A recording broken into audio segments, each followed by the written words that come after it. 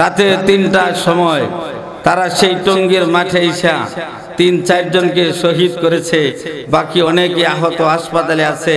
তারা মনে করেছিল মাঠটা দখল করে নিয়েছি, মনে হয় এই মাঠ থেকে আমাদেরকে আর কেউ বের করতে পারবে না। ঠিক কিনা জোরে কোন? মাত্র ১ থেকে ১.৫ ঘন্টা সময় লেগেছে। বাংলাদেশের তৌহিদি জনতা উলামায়ে কেরাম জেগে উঠেছে, সংবাদ পেয়েছে, রাস্তায় বের হয়ে গেছে। ১ থেকে ১.৫ ঘন্টার ভিতরে মাঠ ছেড়ে যেতে বাধ্য হয়েছে। ঠিক কিনা জোরে কোন? দখল করেছিলাম, মনে করেছিলাম মাঠ পেয়ে গেছি, কই এখন তো গাড়ি কাঁধে নিয়া লাকড়িগুলা নিয়া যেভাবে আসছিলা এভাবে চলে যাচ্ছ। আবার সেনাবাহিনীর সাথে তর্ক করে, তো সেনাবাহিনীর লোক বলছে তর্কে জড়াতে চাই না, সরে যান, মাঠ ছাড়েন, তাড়াতাড়ি মাঠ ছাড়েন। তার মানে মাঠ যদি না ছাড়েন তাহলে কিছুক্ষণ পরে শুরু হবে অ্যাকশন। আর এই অ্যাকশনে কে যাবে কে থাকবে বুঝেনি তো সেনাবাহিনীর অ্যাকশন কেমন যে। আর শুধুমাত্র একটা ঘোষণা দিয়েছে, আগামীকালকে যদি মাঠ না ছাড়ে আগামীকালকে লং মার্চ হবে, লং মার্চ টু টঙ্গী। ঠিক কিনা? এই একটা হুঙ্কারের কারণে আজকে তোমরা মাঠ ছেড়ে যেতে বাধ্য হয়েছ। ঠিক কিনা জোরে বলেন? মনে রাখতে হবে, এই সাত বাংলাদেশে আসতে পারে নাই, আসতে পারবে না যতদিন পর্যন্ত এদেশে তৌহিদি জনতা উলামায়ে কেরাম বেঁচে আছে। ঠিক কিনা জোরে বলেন? চেষ্টা করতে পারবা, ব্যর্থ হয়ে যাইবা, আসতে পারবা না। আমার বন্ধুগণ, এই জন্য আওয়াজ করতে হবে, বাঘের গর্জনের আওয়াজ। ঠিক কিনা জোরে বলেন? আরো জোরে সরে একবার বলেন আলহামদুলিল্লাহ, নারায়ে তাকবীর। হাতটি উঁচা করে বলেন নারায়ে তাকবীর। আল্লাহ তুমি কবুল আর মঞ্জুর করে, জোরে বলেন আমিন। ভাইয়েরা আমার, লম্বা সময় আলোচনা করব না, উলামায়ে কেরাম অনেক আছে, আমার পিছনে আসবে। আমি আপনাদের সামনে 18 বারাত থেকে সূরা মুমিনুন থেকে 2টি আয়াত পড়েছি এবং রাসূলুল্লাহ সাল্লাল্লাহু আলাইহি সাল্লামের দীর্ঘ এক হাদিস থেকে প্রথম অংশটুকু পড়েছি। এই আয়াত এবং এই হাদিসের উপরে ভিত্তি করে অল্প সময় আপনাদের সামনে আলোচনা করা হবে। আমি আপনাদের সামনে যে সূরাটি পড়েছি, সূরাতুল মুমিনুন। সূরাটির নাম কি বলেন না একবার? সূরাটির নাম কি? সূরাতুল মুমিনুন। আরে বেগম সাহেব যদি জিজ্ঞেস করে ওয়াজে গেলেন কি নিয়ে আসছেন, অন্ততপক্ষে এতটুকু তো বলতে পারেন সূরাতুল মুমিনুনের কিছু আলোচনা শুনে আসছি। ঠিক কিনা জোরে কোন? এই সূরাতুল মুমিনুন নাজিল হয়েছে কেন, প্রেক্ষাপটটা কি? রাসূলুল্লাহ সাল্লাল্লাহু আলাইহি সাল্লামকে নিয়ে যখন কাফেরেরা নানান দিক সমালোচনা করতেছেন, নানান মুখী সমালোচনা করতেছেন, এক পর্যায়ে কাফেররা বলে, দেখো এই দেখো মুসলমান, আমরা তো সফল কাম অর্জন করে ফেলেছি। কেমনে করেছ? আমাদের গাড়ি আছে, বাড়ি আছে, জায়গা সম্পদ আছে, অডেল টাকা পয়সা অনেক কিছু আমাদের আছে, কাজে আমরা সফল কাম, তোমাদের তো কিচ্ছু নাই। এভাবে কাফেররা যখন বলতেছে আল্লাহ তাআলা বলেন এই সফলতা নয়। ঠিক কিনা জোরে বলেন? হযরত ওমর রাদিয়াল্লাহু তাআলা আনহু বলেন, আমরা রাসূলের সঙ্গে চলতেছিলাম। মুফাসসিরগণ কোন মুফাসসির বলেছেন আল্লাহর নবী উটের মধ্যে বসা। হযরত ওমর বলেন, এই সময় গুনগুন গুনগুন মৌমাছির চাকের আওয়াজের মতো একটা আওয়াজ আমরা শুনতে পাইলাম। আমরা তখন মনে করলাম নবীজির কাছে ওহী আসবে, কোরআন নাজিল হবে। আমরা সবাই থেমে গেলাম। আল্লাহু আকবার বলেন। হযরত ওমর বলেন, আমরা সবাই থেমে গেলাম। নবীজির উটটা আস্তে আস্তে জমিনের মধ্যে বসে গেল। আমরা ওহী শোনার জন্য, কোরআন শোনার জন্য অপেক্ষা করতেছিলাম।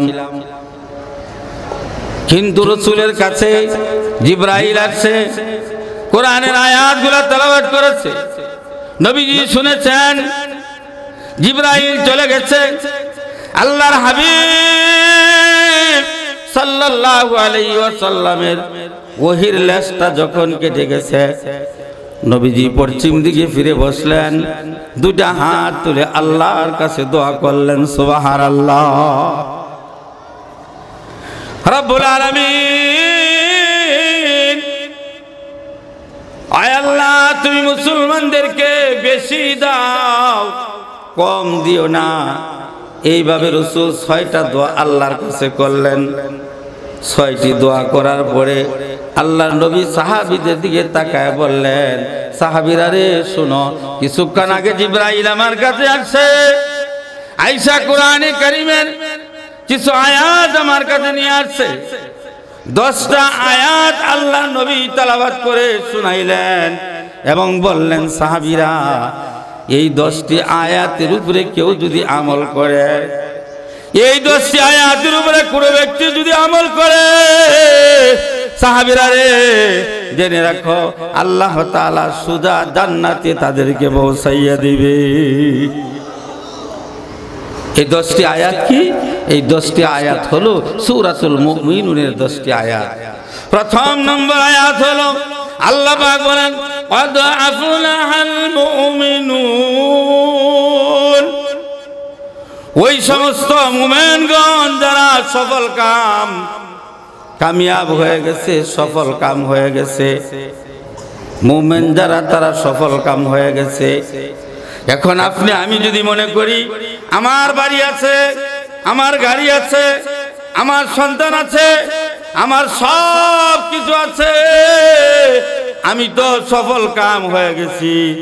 যদি কেউ আপনাকে জিজ্ঞেস করে, ভাই আপনি কি দুনিয়ার জমিনে থাকতেছেন, আপনি কি সফল কাম কিনা? কয় হয় আমি সফল কাম হয়ে গেছি। কেমনে সফল কাম হলেন? আমার বাড়ি আছে দেখো না 6টা, আমার গাড়ি আছে, আমার বিবি বাচ্চা সব আছে, আমার আর কোনো জিনিসের অভাব নাই, অতএব আমি সফলতা অর্জন করে ফেলেছি। আপনারা বলুন তো, এই লোকটার কথা, সে যে সফলতা অর্জন করেছে, কথা কি ঠিক না ঠিক? কি বলেন, কথাটা কি ঠিকঠাক? সে কি সফলতা অর্জন করতে পারছে? কি বলেন, পারছে? জোরে বলেন, পারছে? বিগত দিনে আমরা দেখছি ফেসিবাদ সরকারের আমলে ছেলেরা মিষ্টি বিতরণ করতেছে, নিজেরাও খায়। কি বেটা, কিরে বেটা মিষ্টি খাও কেন? হুজুর জানেন না আমরা ওটু পাস করছি। কি পাস? এই কথা কই না, কি পাস? জীবনে শুনছেন আমাদের এই দেশে ছেলেরা মেট্রিক পরীক্ষা না দিয়েই ওটু পাস করেছে? হইছে কি হইছে না? কথা কোন হইছে কি না? সারা পৃথিবীতে ওটু পাসের কোনো সিরিয়াল নাই, কিন্তু আমাদের এই দেশে ফেসিবাদ সরকারের আমলে ওটু পাস নামে একটা ঘোষণা দিয়ে দিছে। ওটু পাস যে ছেলে করেছে, পরীক্ষা দিতে গেল না, লিখতে গেল না, সে অটোমেটিক মেট্রিক পাস করে ফেলেছে, আনন্দ উল্লাস করতেছে, হ্যাঁ মিষ্টি বিতরণ করতেছে, সেও সফলতা অর্জন করেছে, না লেখে সফলতা অর্জন করে ফেলেছে। ঠিক কিনা জোরে কর? এই সফলতা নয়, এই বাড়ির তোমার সফলতা নয়, এই গাড়ি তোমার সফলতা নয়, এই জায়গা সম্পদ তোমার সফলতা নয়। তোমার সফলতা একমাত্র ওই সফলতা, যেই সফলতা মৃত্যুর সময় যদি তুমি হও সফলতা, তাহলেই তুমি হইবা সফলতা। ঠিক কিনা জোরে কর? কবরের ভিতরে যাওয়ার পরে তুমি যদি সফলতা অর্জন করতে পারো, এটা হবে সফলতা, মিজানের সফলতা। এরকম ভাবে তুমি ফুলচারাতে সফলতা যদি অর্জন করতে পারো, তাহলে সুজা জান্নাতে প্রবেশ করবা। সেই সফলতাই হচ্ছে আসল সফলতা। ঠিক কিনা জোরে কর? সুতরাং দুনিয়ার সফলতা কিন্তু সফলতা নয়, দুনিয়ার সুখ কিন্তু সুখ নয়। আল্লাহ বলেন, তুমি যদি দুনিয়ার সফলতা মনে করে তুমি যদি আরাম আয়েশ করতে থাকো, মনে রাখবা এই সফলতার একটা সীমাবদ্ধ আছে। আছে না নাই? আল্লাহ বলেন, বাল তুসিরুনাল হায়াতাদ দুনিয়া ওয়াল আখিরাতু খায়রুন ওয়া আবকা। এই যে সফলতা তুমি অর্জন করলা দুনিয়ার জমিনে, বান্দারে জেনে রাখো তোমার হায়াত তো 60 বছর, তোমার হায়াত তো 40 বছর, তোমার হায়াত তো 80 বছর 90 বছর, এই 90 বছর পরে তোমার বাড়ি পড়ে থাকবে, জায়গা সম্পদ সব তোমার পরে থাকবে। তুমি যখন কবরে চলে যাইবা এগুলা তো তোমার সঙ্গে যাবে না।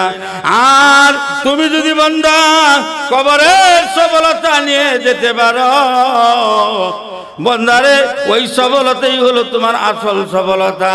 ওই সফলতা কবরে যাওয়ার পর যার শুরু আছে, যার কোনো শেষ নাই, ঠিক কিনা? শুরু আছে, তার কোনো শেষ আছে? কি বলেন, শেষ আছে? তাহলে আল্লাহ পাক রব্বুল আলামিন এই সূরার প্রথমেই বলতেছেন ওই সমস্ত মুমিনরা কামিয়াব হয়ে গেছে যেই সমস্ত মুমিনগুলা দুনিয়া এবং পরকালে সফলতা অর্জন করতে পেরেছে।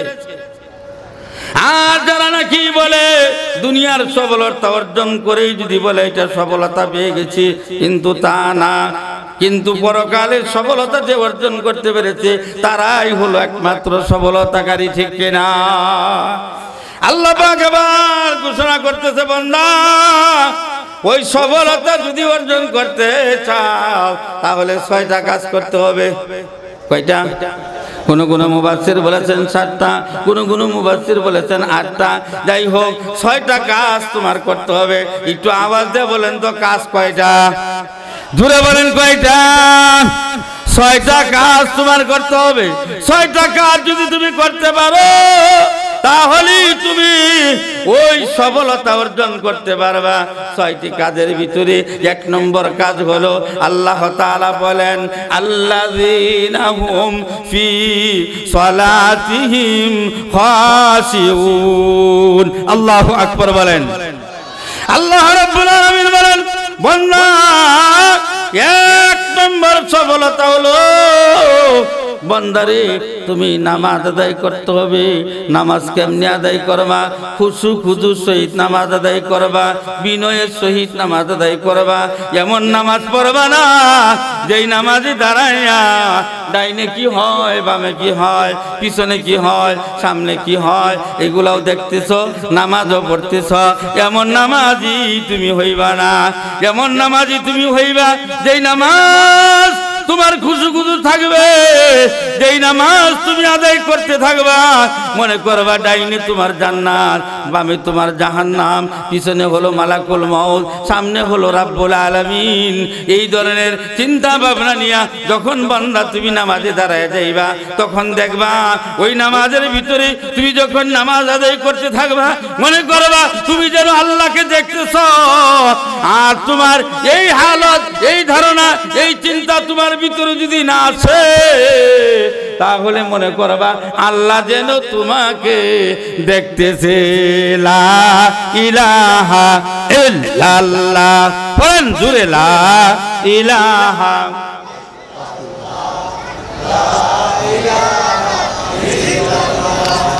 লা ইলাহা